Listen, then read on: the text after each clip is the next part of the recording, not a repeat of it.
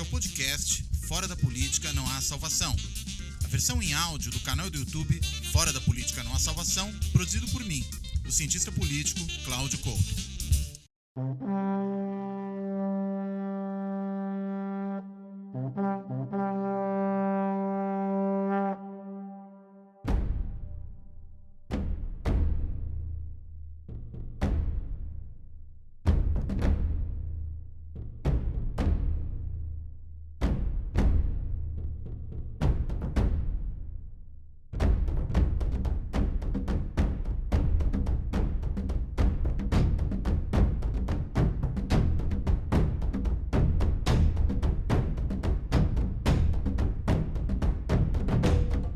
Olá, este Fora da Política Não Há Salvação vai tratar da questão dos militares no governo Bolsonaro. E claro que o ensejo para esse tema é a crise que se produziu no governo Bolsonaro com a demissão do ministro da Defesa e, junto com ele, a demissão dos 3 chefes das Forças Armadas, do Exército, da Marinha e da Força Aérea, ou Aeronáutica, se a gente quiser simplificar.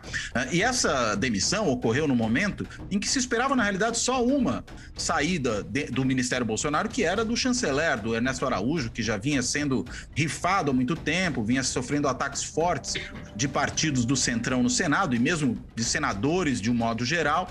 E, de repente, o que chamou a atenção não foi nem tanto a demissão já precificada, podemos assim dizer, do Ernesto Araújo, mas foi aquilo que ocorreu no meio militar, inclusive com uma série de sinalizações por parte dos comandantes que saíam, de que tentaram preservar o caráter de forças de Estado das Forças Armadas, e tudo isso para piorar às vésperas do 31 de março, ou seja, do aniversário do golpe militar de 1964. Então, foi um conjunto de fatores que acabou gerando uma semana muito quente, e a pauta dos militares, como não poderia deixar de ser, entrou com tudo na discussão política brasileira, e inclusive levantando dúvidas sobre, primeiro, quais são as intenções do Bolsonaro com isso, segundo, quais são as relações dele com os militares, que pareciam boas, pelo menos, mas de repente começa a se perceber que há problemas ali.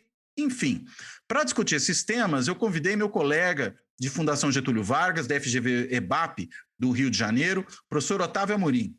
O Otávio, ele é doutor em ciência política pela Universidade da Califórnia em San Diego, foi também professor do IESP, ou do antigo IUPERJ, atual IESP, Instituto de Estudos Sociais e Políticos, ou Instituto Universitário de Pesquisas do Rio de Janeiro, né? E hoje está na GV, e vem trabalhando há muitos anos com uma série de temas que são relacionados a essa situação que nós vivemos agora.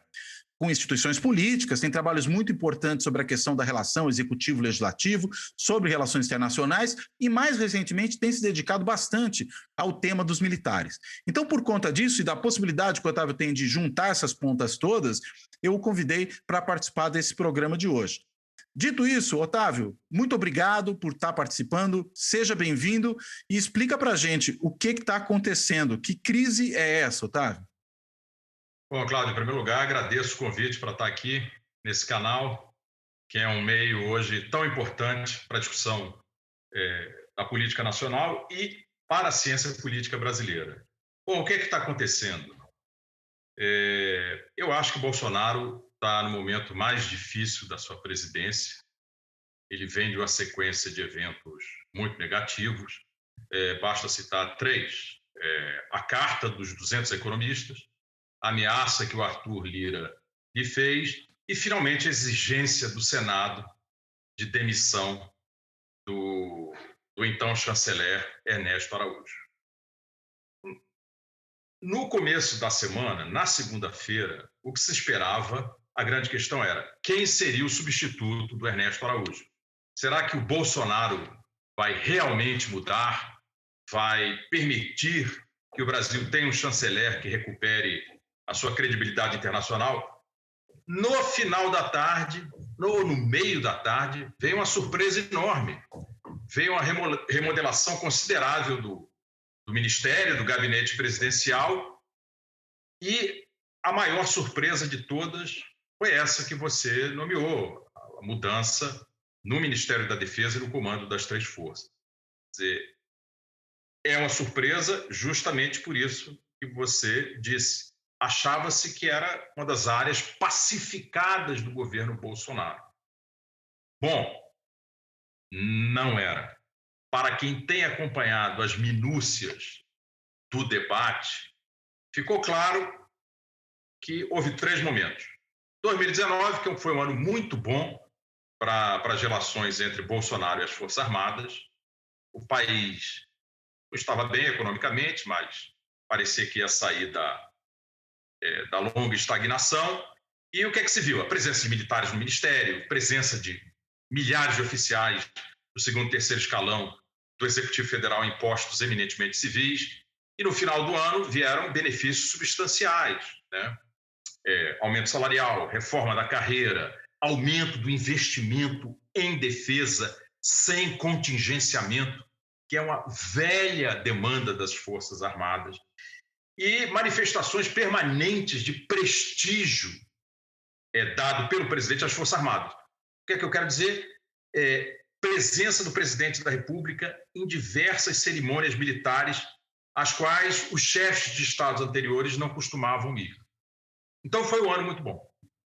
Aí 2020 já começa um pouco mais tenso, não na relação do Bolsonaro com as Forças Armadas, mas de alguns setores do governo com o Congresso. Você se lembra daquilo que o general Heleno, daquele palavrão que o general Heleno usou para se referir ao Congresso num debate sobre orçamento. Mas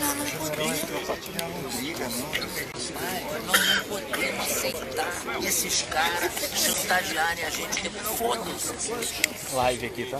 E a coisa começou a ficar quente, aí veio a pandemia. Aí a pandemia começa a criar tensões, né? Essa história nós conhecemos.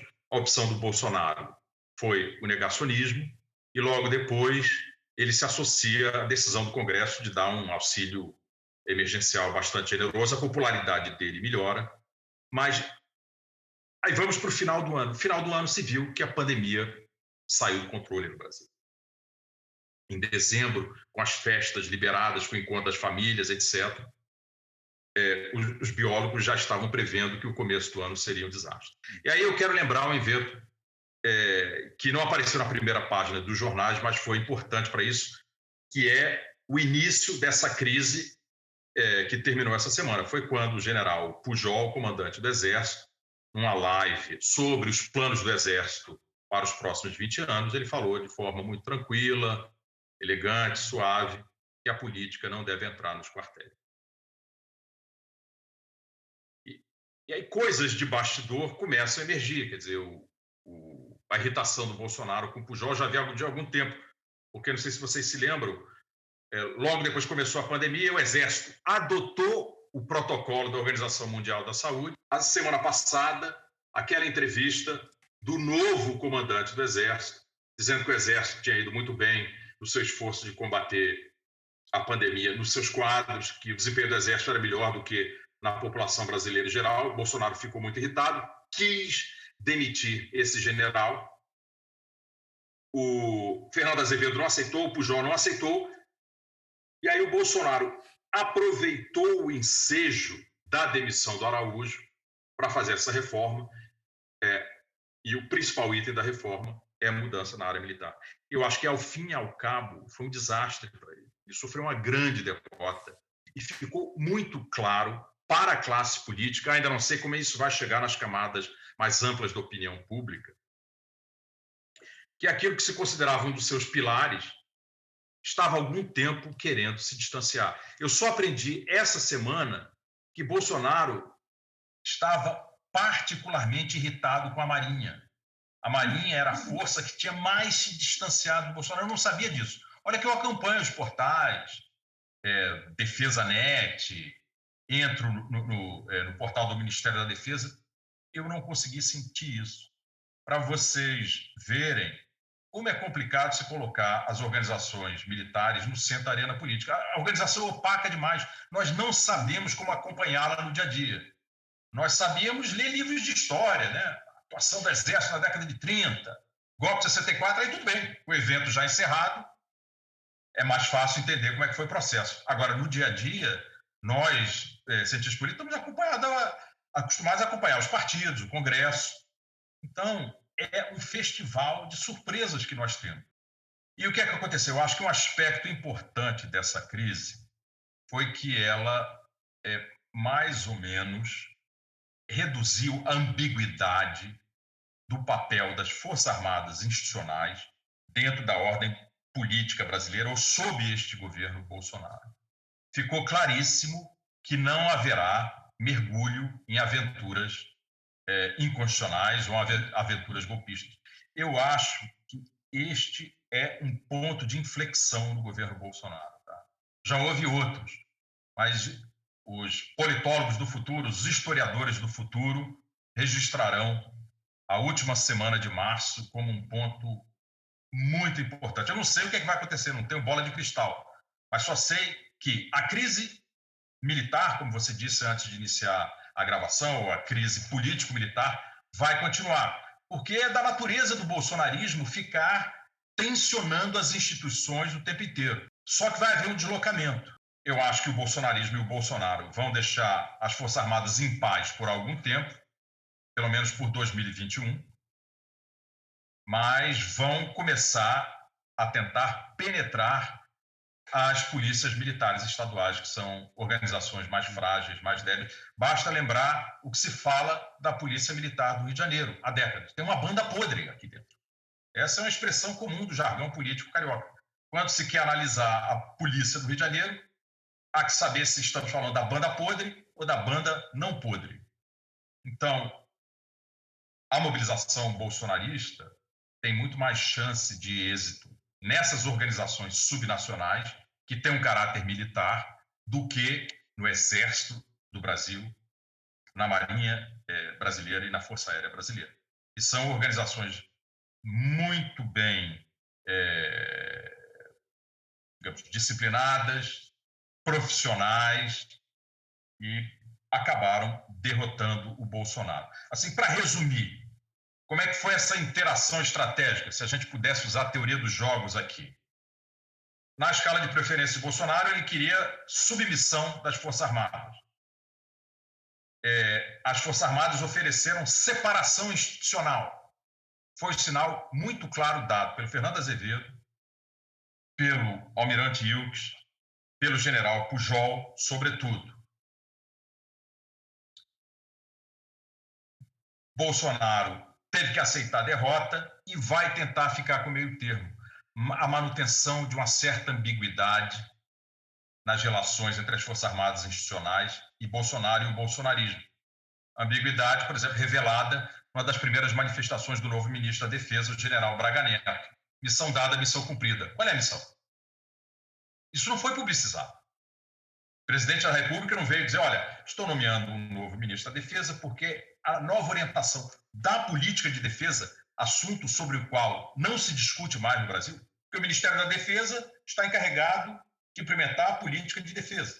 Não se discute política de defesa no Brasil. Vamos discutir a relação política das Forças Armadas institucionais com o Bolsonaro. O presidente não falou nada. Podia dizer, não, teremos um novo ministro da Defesa para implementar um plano de modernização do Exército, da Marinha, Aeronáutica, visando o robustecimento da capacidade militar das três forças. Não foi nada disso. O que ouvimos foi missão dada, missão cumprida.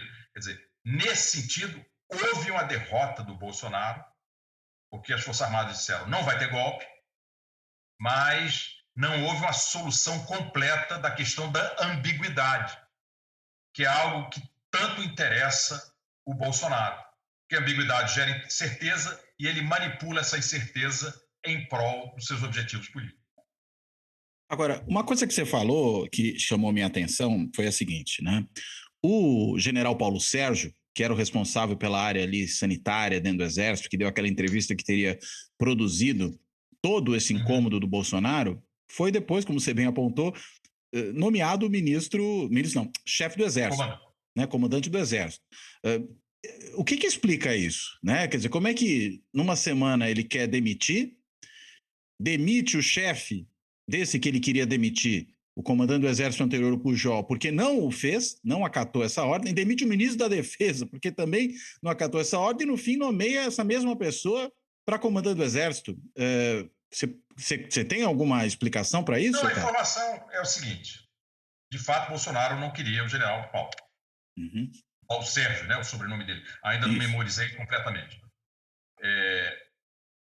E logo depois ele viu a celeuma que causou. E pela praxe das forças, como é que se nomeia o comandante do Exército? O alto comando do Exército propõe uma lista dos nomes mais seniores, mais antigos, o ministro da Defesa leva para o presidente e o presidente aceita a sugestão de que quem deve ser o comandante deve ser o mais antigo, o com mais senioridade. Que era o Paulo Sérgio. Que era o Paulo Sérgio. Ao fim e ao cabo, Bolsonaro aceitou isso logo depois de querer demiti-lo. Está aí claramente a derrota.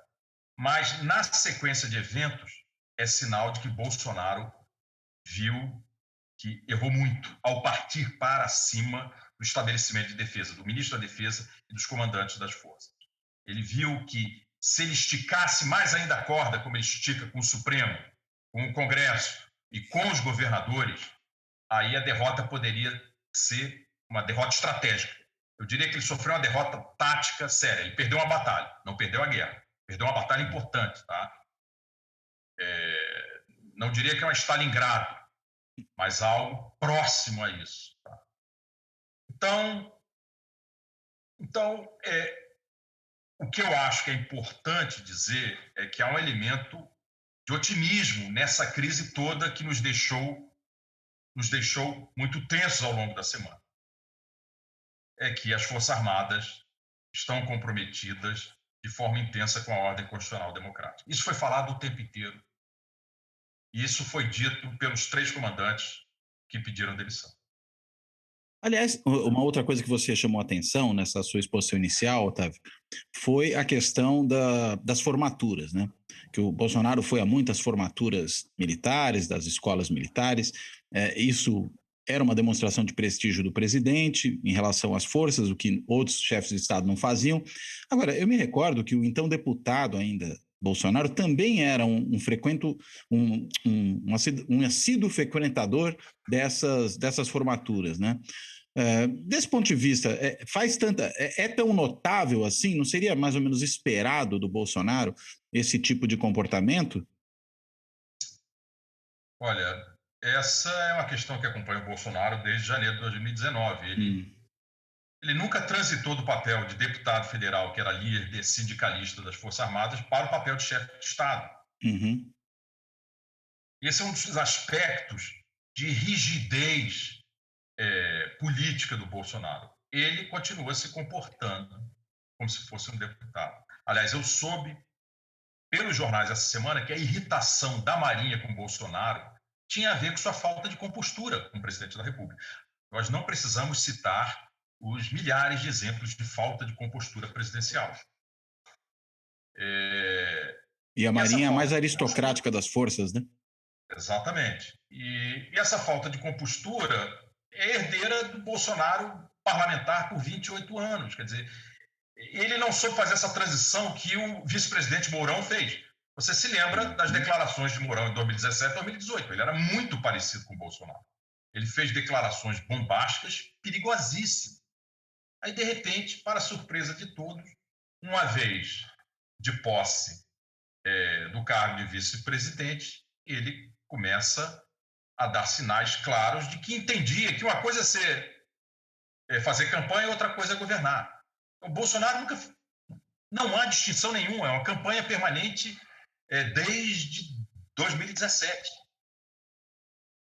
Agora, nós estamos acostumados a isso há 27 meses. A questão é por que explodiu agora? Por que essa crise explodiu agora?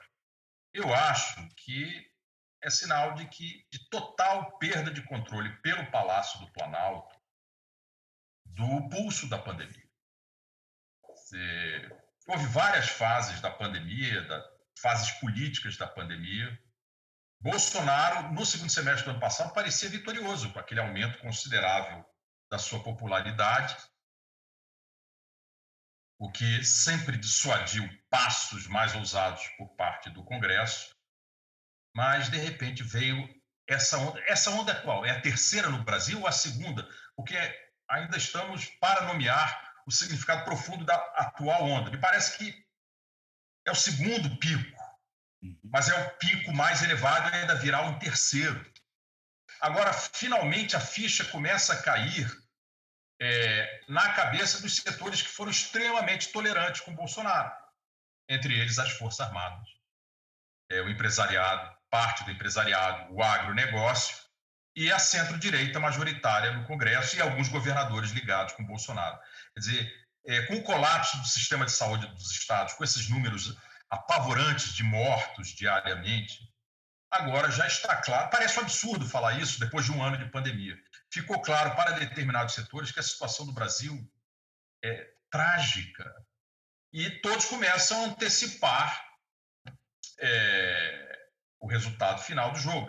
É por isso que eu acho que a teoria dos jogos é perfeita. Vivemos no momento da política como fruto das emoções. Não, eu acho que a boa teoria da escolha racional explica muito do que está acontecendo hoje em dia. Tá? O processo de antecipação racional está em jogo agora, está todo mundo vendo adiante, inclusive o Bolsonaro.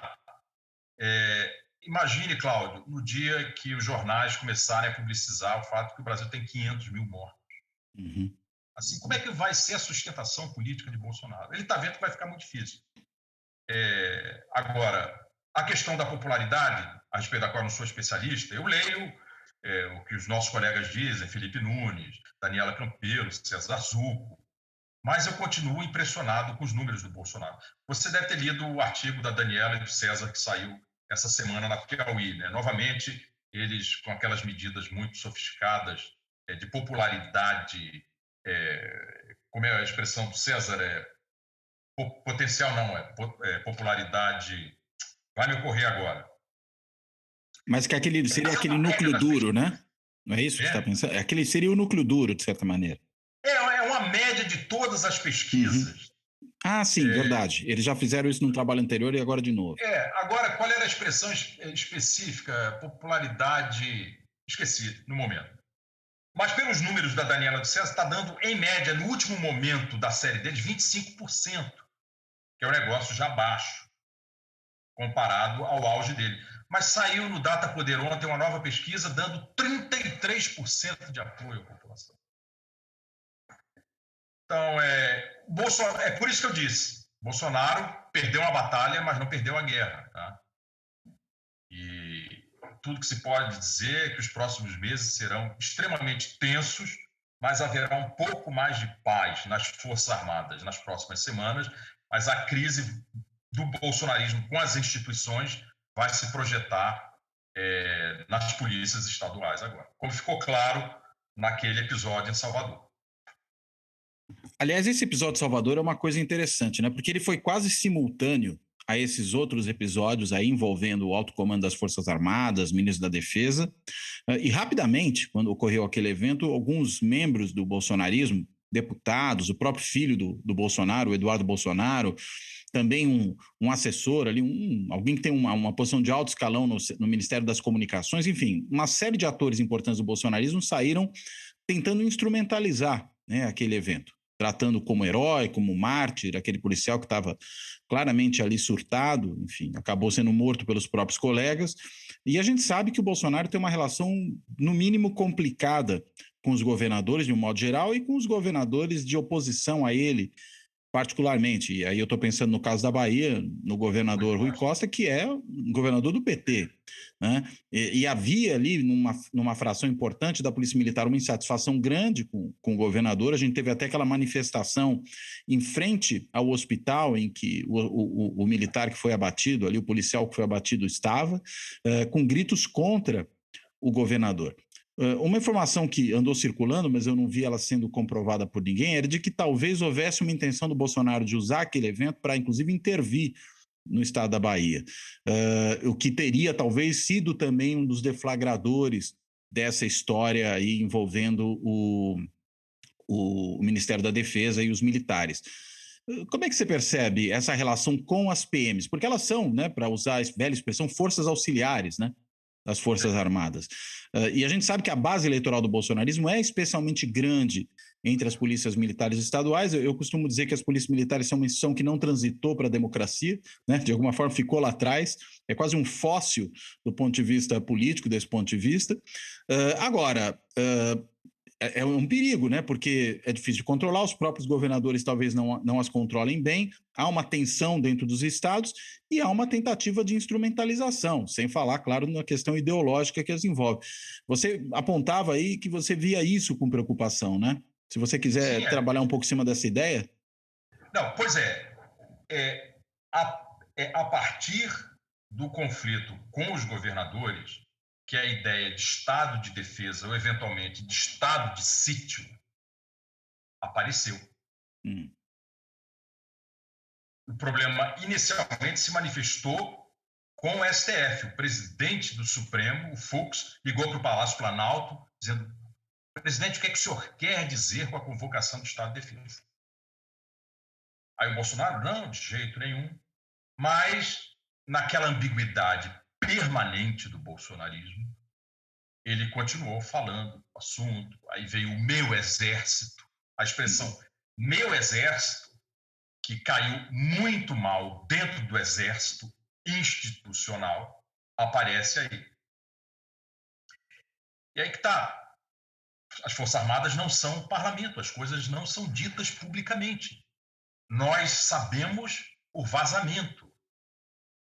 E certamente houve muita tensão entre o Palácio Planalto e o Ministério da Defesa. Pelo que eu entendi, o ex-ministro da Defesa, Fernando Azevedo, disse não e não e não para a ideia de convocação de estado de defesa. E aí, finalmente, Bolsonaro se irritou com a estrutura de defesa que ele tem, ou seja, com o ministro da Defesa, com os 3 comandantes, e aproveitou, numa manobra típica do bolsonarismo, o episódio humilhante de queda do Ernesto Araújo para jogar uma cortina de fumaça sobre esse episódio e, ao mesmo tempo, reorganizar esse setor que estava complicado para ele.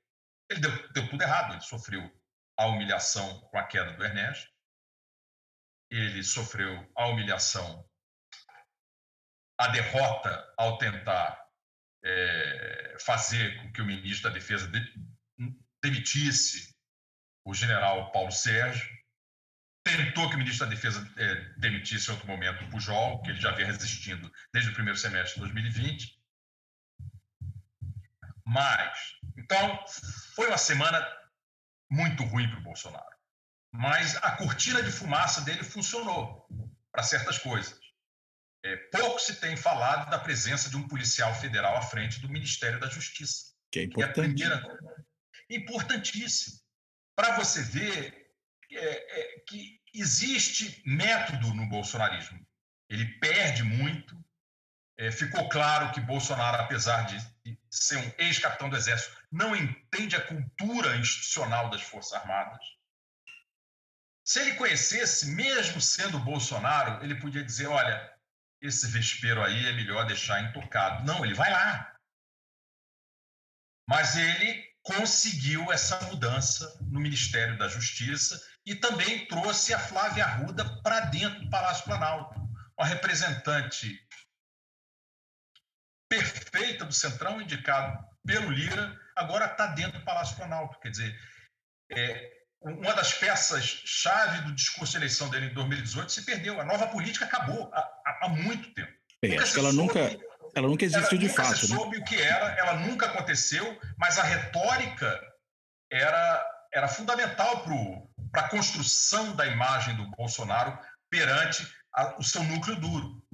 Ele também conseguiu mascarar isso. Quer dizer, a imprensa, a página 3, 4 dos grandes jornais, fala disso agora, chegar ao grande público que informa essa pesquisa do Data Poder, e ainda dá 33% para o Bolsonaro, esse tipo de informação vital ainda não chegou lá.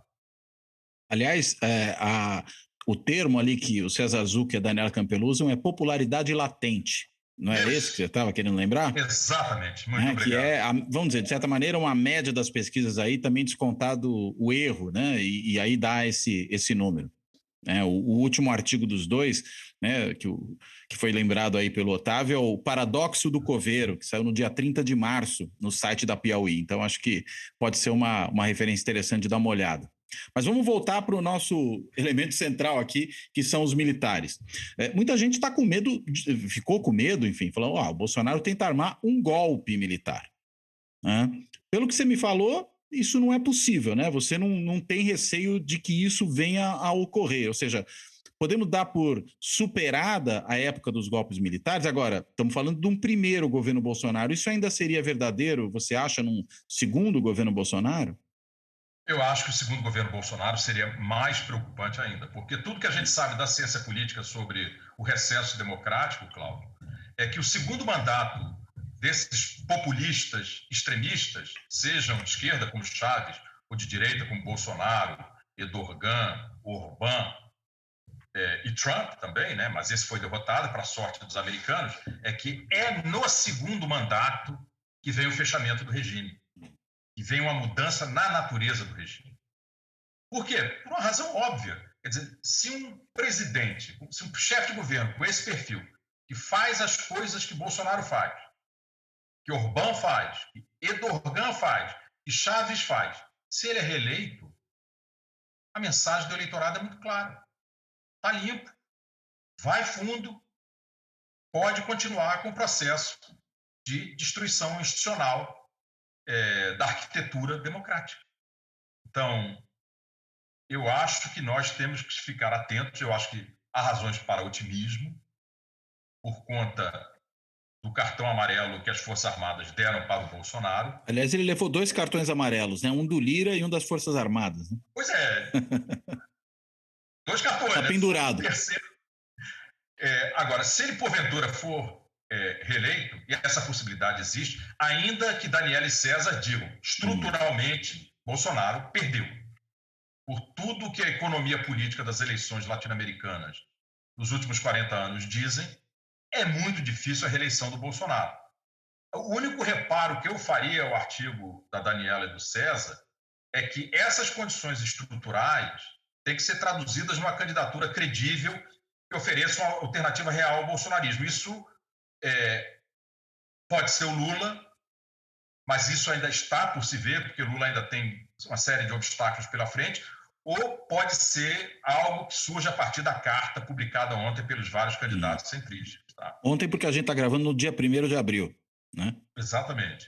Agora, eu acho que nos próximos meses, a questão dos militares, das Forças Armadas institucionais, vai ficar um pouco pacificada. Se, porventura, quando a situação da pandemia piorar mais ainda, houver a abertura de um processo de impeachment, de destituição do Bolsonaro, aí, novamente, as Forças Armadas vão ter que se pronunciar.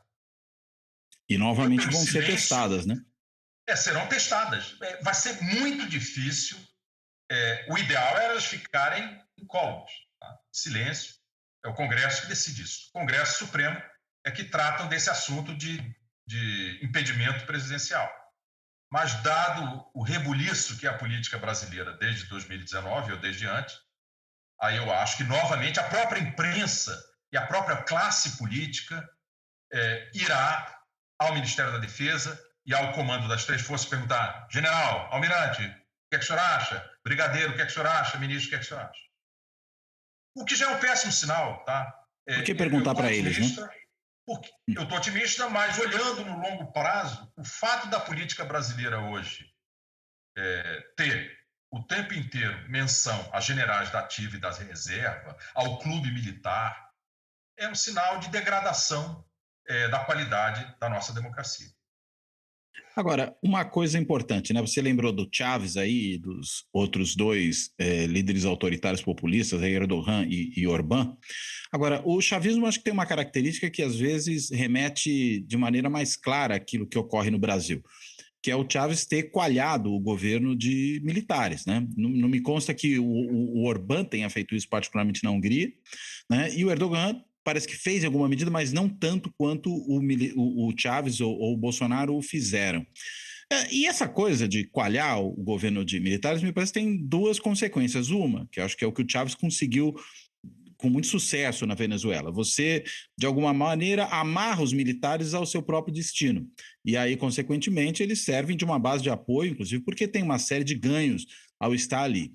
Agora, por outro lado, todo o desgaste do governo é também um desgaste das Forças Armadas como instituição. E aí, quando a gente olha para o caso brasileiro e pega, por exemplo, nessa situação da pandemia, a performance do general Pazuello na frente da saúde e os militares tendo creditada na sua conta essa montanha de mortos, isso é um problema do ponto de vista da imagem da instituição. E ainda, além do que, esse último episódio parece mostrar que há também algumas trincas internas às Forças Armadas, do ponto de vista de aproximação maior ou menor em relação ao presidente Bolsonaro e ao seu movimento. Até os 3 chefes militares que foram nomeados agora, eles têm posições diferentes, né? O Paulo Sérgio é muito discreto, teve até aquela posição contrária à do Bolsonaro em relação à questão da pandemia e de como a condução deve ser feita. O chefe da Marinha parece ter uma posição mais do meio do caminho, enquanto que o chefe da Aeronáutica é ativo nas redes sociais, inclusive elogiando o Bolsonaro, fazendo repostagem de bolsonaristas raiz, como a Bia Kicis e tudo mais. Mas, para resumir um pouco o que é a pergunta, né? Eu fiz esse longo arrazoado antes só para a gente situar o problema. Será que, assim como no passado, nós já tivemos uma percepção por parte das Forças Armadas de que permanecer no poder era muito custoso, inclusive do ponto de vista da preservação das próprias Forças Armadas como instituição? Será que, novamente, isso não se apresenta para eles dessa maneira? Será que Forças Armadas no governo desse jeito não se desgastam demais? E aí, consequentemente, havendo o impeachment de Bolsonaro, sendo o vice dele um general, como é o caso do Mourão, e aparentemente menos enlouquecido que o Bolsonaro, isso não poderia ser até uma forma de sair de fininho, de tentar fazer uma transição um pouco mais tranquila para uma saída do governo, para uma desmobilização política das Forças Armadas? Ou eu estou, na verdade, sendo otimista demais? Não, eu acho que o argumento procede. Quer dizer, eu acho que se o Brasil continuasse mais ou menos como estava em 2019, eu acho que a tolerância das Forças Armadas para com os excessos e absurdos do Bolsonaro continuaria. O problema é que veio a pandemia e não apenas isso, a decisão fatídica de Bolsonaro nomear um general da ativa para ser o ministro da Saúde.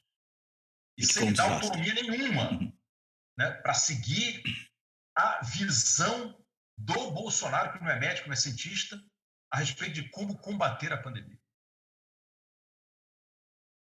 E os custos vieram crescendo, os equívocos vieram se acumulando, e hoje, com a sabedoria posterior aos fatos, está claro que o grande erro foi cometido no primeiro semestre de 2020, quando o governo brasileiro não se mobilizou para comprar massivamente vacinas.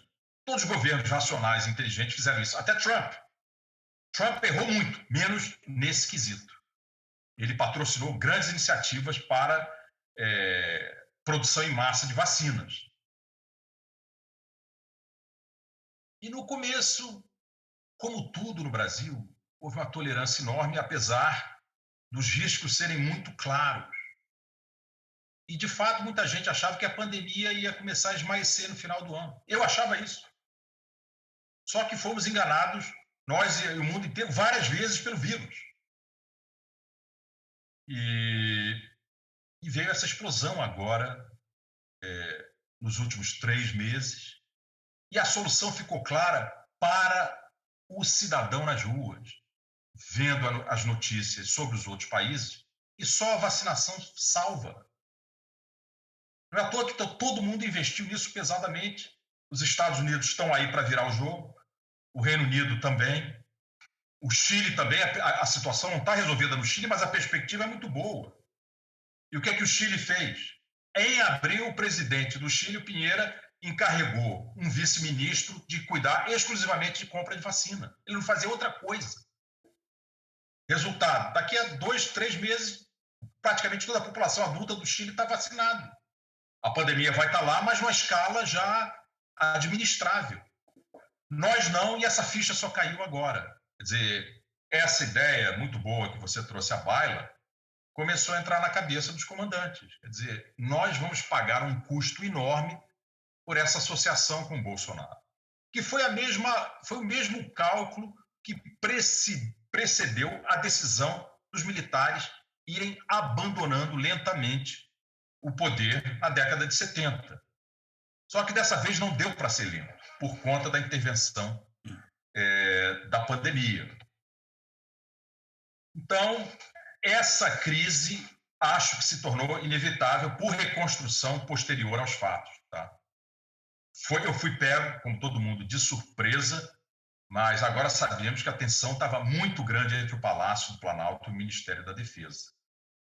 Agora, com relação ao Chaves e aos outros países, de fato, essa ideia de militarização do governo é muito latino-americana. Na antiga Turquia, pré-Erdogan, era o contrário. Eram as forças modernizadoras, dentre as quais o Exército... Desde o Ataturk, né?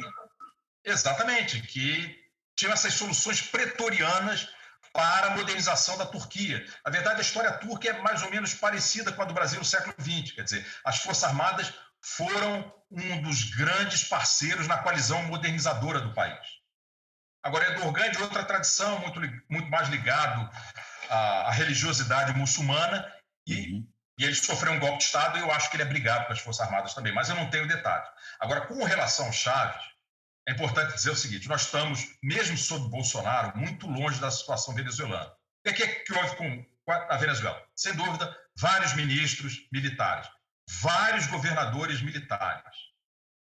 Mas houve também a criação da milícia bolivariana, que quebrou o monopólio da força por parte das Forças Armadas. Há um potencial para isso no Brasil, mas eu acho muito difícil a criação oficial de uma milícia bolsonariana, como há uma milícia bolivariana. Nem por meio dos clubes de atiradores e caçadores aí que podem agora comprar armas a rodo? Isso, tudo bem, isso no pior cenário possível pode ser o germe a partir do qual florescerão as milícias oficiais. Mas eu acho que não chegaremos lá. E houve outras duas coisas. Chaves deixou as Forças Armadas venezuelanas se emporcalharem com o tráfico de drogas. Esse é o mecanismo para prender os chefes. Porque qual é o cálculo que isso gera entre os comandantes? Bom, eu ganhei dinheiro vendendo drogas. Se o regime cai, eu possivelmente vou passar uma temporada no Xilindró se eu não conseguir fugir para Miami. Isso gera uma força... E mesmo fugindo para Miami, porque aí a DEA pega. Aí é a DEA que pega, né? É o Departamento de Drug Enforcement.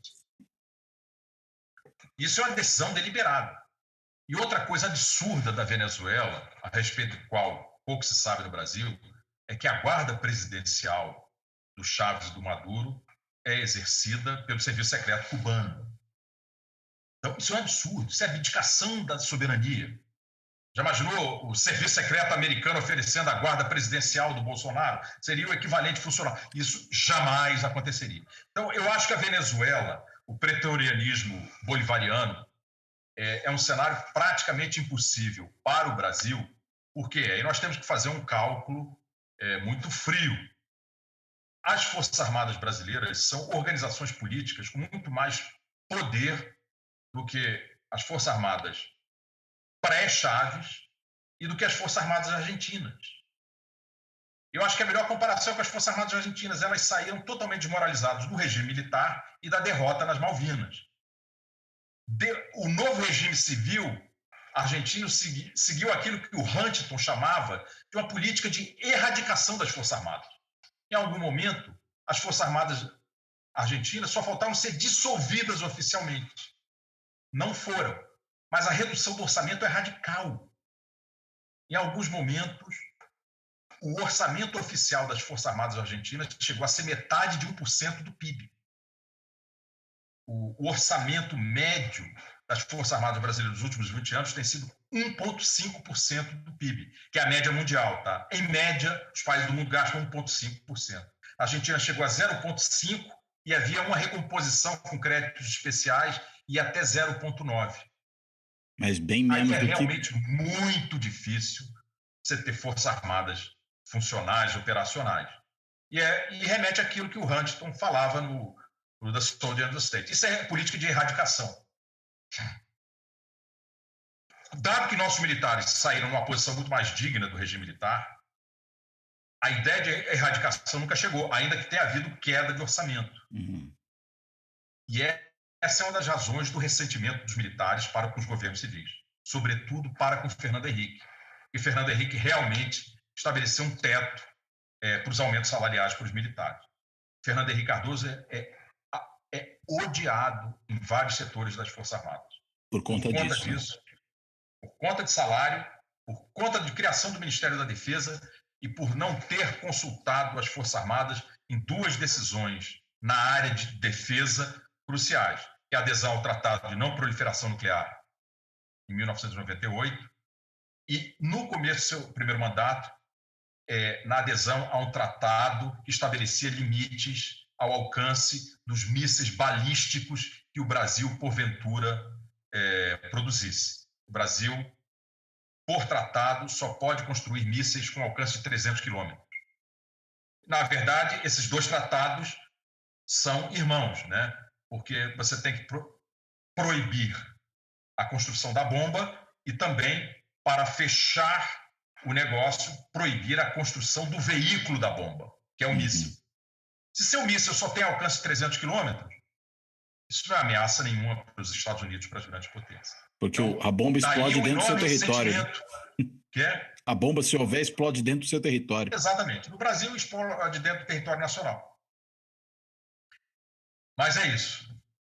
Agora, interessante, né? Isso que você está colocando. Os governos petistas foram governos, pelo menos o governo Lula, que proveio muito recurso para os militares, né? Pelo menos comparativamente àquilo que vinha antes. O próprio Lula, aí no seu retorno triunfal, fez lá um discurso dizendo que, enfim, comprou avião, providenciou uma série de investimentos nas Forças Armadas.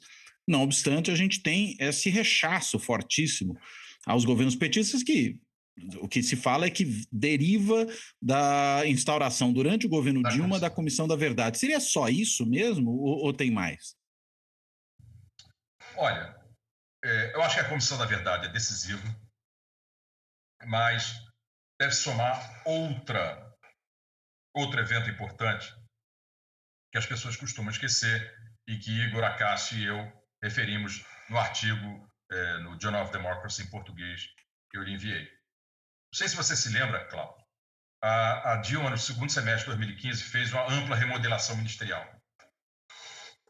E eliminou uma série de ministérios e tirou o status ministerial do GSI, do Gabinete de Segurança Institucional. Então, pela primeira vez na história da República, não existia nenhum oficial general no primeiro escalão do Executivo Federal. O que é que os militares dizem, de forma muito hábil? Nossos generais são grandes políticos, tá? Para se chegar a general de 4 estrelas, você tem que ser um grande político também. Eles dizem que tiraram nossa interlocução. E, de fato, é verdade. Se não há mais nenhum ministro militar, as Forças Armadas não têm mais um assento na principal mesa decisória do país, que é a mesa do presidente com seus ministros do seu entorno. Exagerou-se, eles não talvez. Falam da questão do status ministerial, porque isso pode significar que eles estão querendo cargos. Eles são iguais à nossa triste classe política que só pensa em cargos e fisiologia. O que se diz é, deixamos de ter interlocução. Então, é uma sucessão de eventos, a Comissão da Verdade, que eu acho que ela sofreu uma derrota, ela não conseguiu punir os militares, e optou pelo naming and shaming, que é um second best, que é uma segunda melhor opção. É dar nomes para humilhar. O resultado é que isso caiu muito mal. É aquela lista dos violadores de direitos humanos desde 64. A lista é de uma inabilidade política enorme, porque inclui o general Ernesto Geisel. Olha, o general Ernesto Geisel não é um santo, tá? Mas vamos pensar nisso. Colocar um chefe de Estado que promoveu a abertura como violador de direitos humanos só exacerbou esse ressentimento latente que já existia com a esquerda dentro das Forças Armadas. Então, é a Comissão da Verdade a sua decisão final de publicar a lista, depois a perda de status ministerial do GSI, que, somado a outros elementos, trouxeram velhos monstros da República. Quais são os outros elementos? O colapso da economia, os escândalos de corrupção e a mobilização política pelo Bolsonaro. E aí o Bolsonaro é fundamental para o nascimento da extrema-direita brasileira no segundo mandato da Dilma. Claro, ele é o grande líder disso. E quais são esses monstros que foram mobilizados? O salvacionismo militar, que perpassa toda a República, sobretudo o Exército. Afinal, o Exército diz: nós criamos a República, então essa República é minha. Essa é a mensagem subconsciente no discurso salvacionista do Exército. Esse salvacionismo também tem outras implicações, né? Nós somos puros, a classe política é corrupta, a corrupção acaba com o Brasil, esse argumento, essa teoria política muito complicada, que o grande problema do Brasil é a corrupção, e não há reflexão nenhuma a respeito de por que o Brasil é corrupto. E aí a solução que emerge é a solução Moro, usar o Código Penal para resolver os problemas estruturais do Brasil, como disse Werneck Viana recentemente. Mas que os militares parecem ter muita simpatia pelo Moro, né? Pois é. É o moralismo denista renascido, é o salvacionismo, que se soma também ao renascimento do anticomunismo. A bibliografia brasileira sobre relações civis militares, sobre Força Armada, é unânime em afirmar o seguinte: se existe uma ideologia característica das Forças Armadas brasileiras, é o anticomunismo a partir de 1935. Tudo bem, os militares tendem a ser conservadores em geral, no mundo mas todo, não são igualmente conservadores. Os militares portugueses na década de 70 foram para o lado esquerdo, do campo político.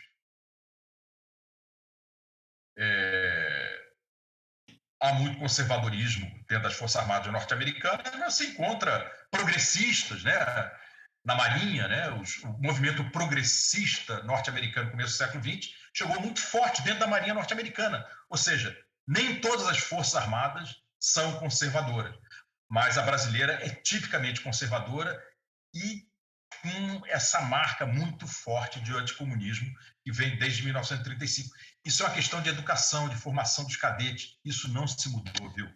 Em 36 anos de democracia, houve muita coisa boa, sobretudo naquele período 99 até o segundo mandato do Lula, né? A criação do Ministério da Defesa, a publicação da Estratégia Nacional de Defesa, escrita com participação de civis, a publicação do primeiro livro branco da Defesa Nacional, escrito com grande participação dos civis também, mas nunca se mexeu em educação militar. Os militares nunca permitiram isso e, por incrível que pareça, há militares hoje no Ministério da Educação, para você ver como a questão da educação é importantíssima para os militares. Bem, o Jarbas Passarinho foi um ministro da Educação. Jarbas Passarinho, ministro da Educação do começo do regime militar. Sim. Então, o que eu quero dizer é o seguinte, para vários analistas, e eu ouvi isso de vários colegas, em alguns momentos eu cheguei a pensar assim, que a questão militar havia sido resolvida no Brasil, tanto é que deixou de ser importante na ciência política. Tanto é que os não especialistas deixaram de estudar o assunto. Antigamente, esse assunto era tão importante que todo mundo tinha um artigo ou um livrinho sobre Forças Armadas. Isso acabou. Porque veio a transição, a democratização, e no começo do século XXI, o tema foi radicalmente pacificado. Muita gente achou que a questão foi resolvida. Agora, novamente, com a sabedoria posterior aos fatos, foi uma grande ilusão nossa. Aquilo foi um pequeno hiato na nossa já secular história republicana, 99 a 2014. Foram 15 anos em que as relações civis militares no Brasil se pareceram muito com a das democracias maduras ou com as da Argentina pós-regime militar ou do Chile pós-pinochetismo. Tá? Então, eu acho que uma das mensagens que essa crise sem fim que nós vivemos sob Bolsonaro é que a ciência política tem que retomar o estudo das Forças Armadas e tirá-la do nicho de especialistas. Tá? Isso tem que ir para o centro das ementas, das disciplinas fundamentais de entrada na graduação, no mestrado e doutorado. Porque, senão, nós vamos ser pegos de surpresa novamente daqui a 30 anos. Agora, já que você falou em ser pego de surpresa, os militares foram pegos de surpresa com o Bolsonaro? Porque o general Geisel já dizia que ele era um mau militar. Ele foi, digamos, convidado a se retirar do Exército, né? Teve um pouco de atenuação, né? da sua pena quando, enfim, ele cometeu lá os atos de indisciplina, tentou botar bomba em quartel, em adutora, enfim, tudo aquilo, né? Escreveu artigo sindicalista na grande imprensa, tudo aquilo que a gente sabe lá do Bolsonaro dos anos 80. Não obstante, ele foi posto para fora e o que constava, inclusive, é que ele era muito mal visto no oficialato militar. Como é que os militares foram amarrar o seu burro logo aí? Eu acho a sua pergunta ótima e você tem toda a razão. É uma surpresa para os militares também. Veja bem, o papel do ex-comandante Vilas Boas. Assim, se um comandante mais parecido com o Pujol estivesse lá à frente do Exército, teria havido o famoso tweet no primeiro semestre de 2018, que foi um fator fundamental do processo político e do processo judicial e depois do processo eleitoral? Eu não sei. Então, há uma surpresa também dos militares. Tanto por conta das relações muito fortes da EBAP com a ICM, com as Forças Armadas, eu venho orientando oficiais desde que entrei na EBAP, tá? Desde 2011, eu já orientei coronéis, tenentes, capitães. E a impressão que eu tinha é que eles estavam evoluindo junto com a democracia brasileira. Claro que com a leitura muito conservadora, com aquela visão muito tradicional, mas eu era um professor de relações civis militares. Eu que trazia esse conceito que é alheio nas academias militares brasileiras para os alunos militares. Havia alguma fricção, mas ao fim e ao cabo eles aceitavam. Vários oficiais que fizeram dissertação de mestrado, doutorado comigo, incluíram lá nos seus modelos de análise para pensar alguns aspectos de política de defesa. Qual é o grau de autonomia, qual é o grau de controle dos militares pelos civis? Eu achei, poxa, que interessante, né? Porque essa ideia de controle dos militares pelos civis não faz parte do jargão militar brasileiro, faz parte do jargão militar norte-americano. Tá? O ethos da supremacia civil é da formação dada por West Point aos cadetes norte-americanos. No Brasil, a coisa é mais sutil. O que existe é a ideia de que as Forças Armadas respeitam a Constituição. Muito bem. Não, isso é muito bom. Isso é o que nos salvou. É esta formação que nos levou ao resultado positivo dessa semana. Tá? A ideia de que eles têm que zelar pela Constituição. Eles estão subordinados à Constituição. Eles só podem fazer o que é legal. E esse legalismo vem de décadas. É o que se dizia. Tá? O general que segurava a Constituição, o brigadeiro Eduardo Gomes, o próprio primeiro presidente-general do regime militar, Castelo Branco, era um homem que prezava a Constituição, e não à toa que o regime militar procurou manter uma fachada de constitucionalismo. Sim. Nós tínhamos uma Constituição, nós tínhamos eleições para o Congresso, para a maioria dos municípios brasileiros. Então, eu estava otimista também. Tá?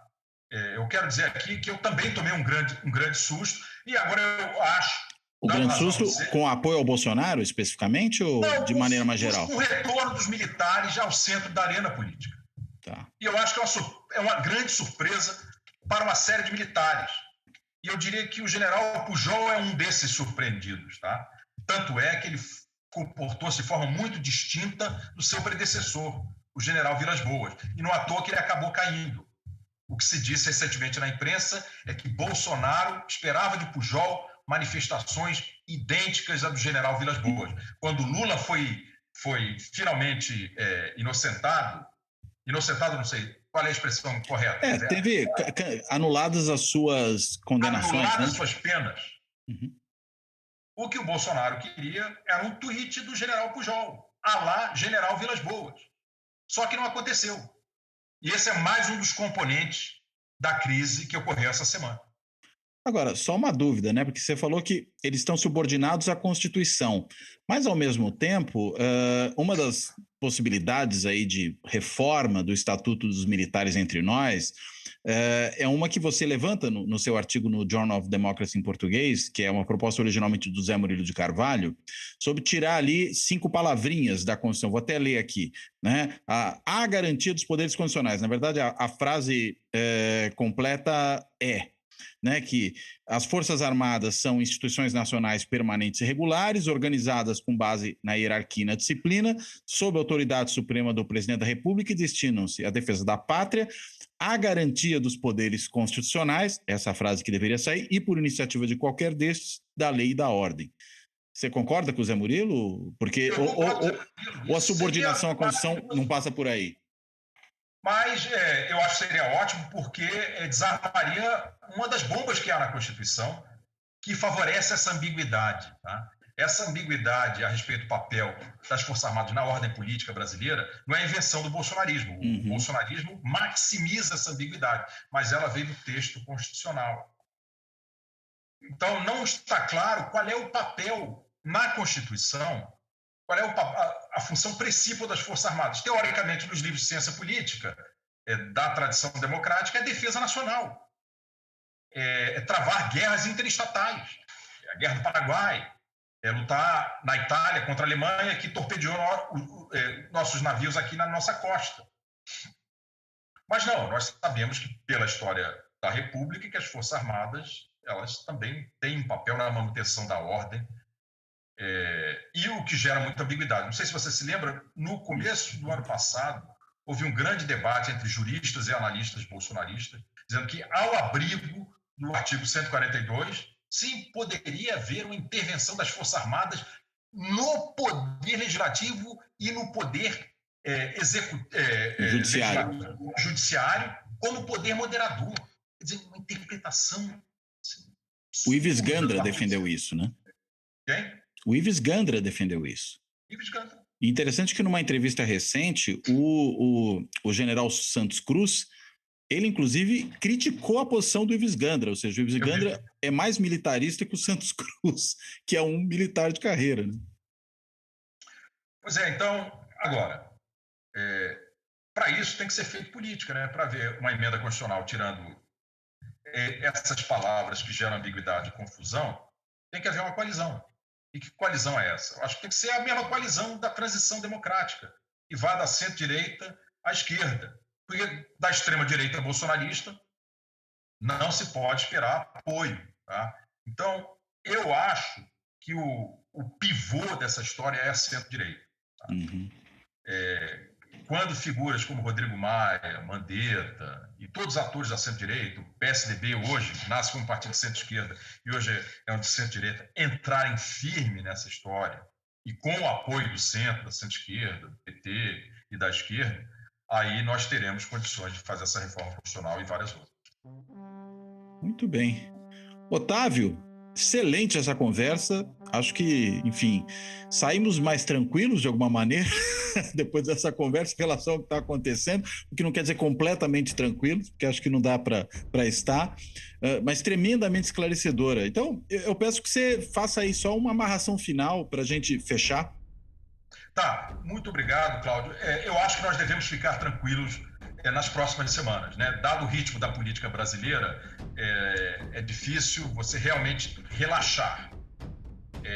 Novamente, teremos que ficar atentos para a atuação dos comandantes das forças, tá? Sobretudo o comandante do Exército.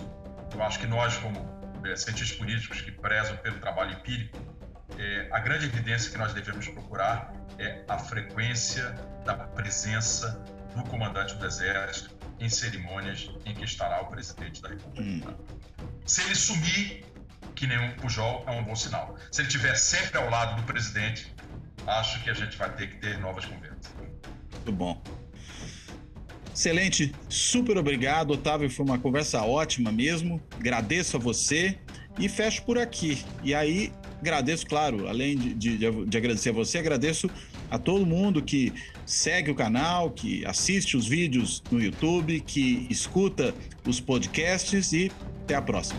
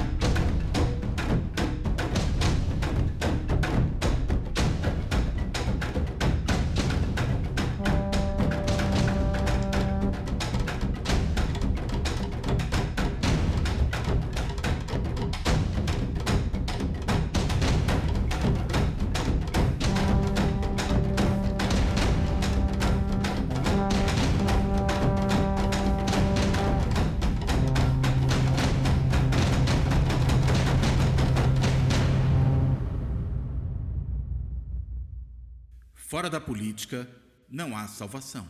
Um podcast para discutir política. Também disponível no canal do YouTube.